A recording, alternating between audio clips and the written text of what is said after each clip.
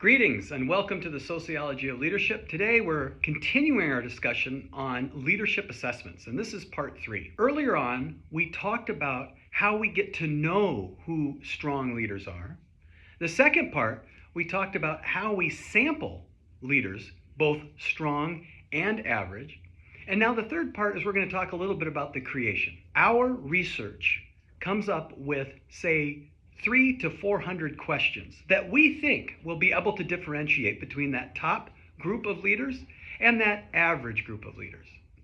We then have sampled them so we know that we can confirm that we have that top group and that average group. We then give them those 400 items.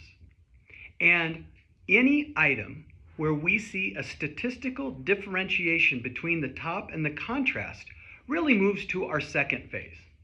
So of the 400 items, we may have 300 that show differentiation between that top group and that average group.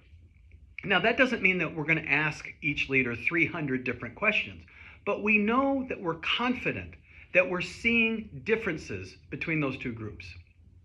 We then start putting questions into different themes. And these are the themes that we've talked about in the Sociology of Leadership questionnaire.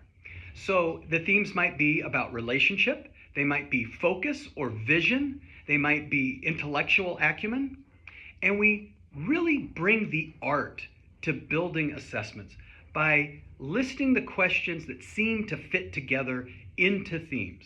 Through this process, we continue to eliminate questions that we don't see as contributing as much as the other questions.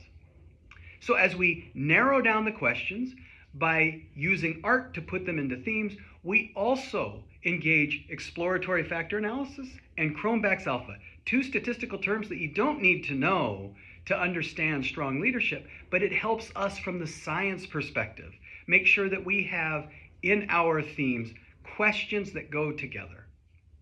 The end result could be an interview that has someplace between 100 and 150 questions and that fits someplace within 10 to 15 themes.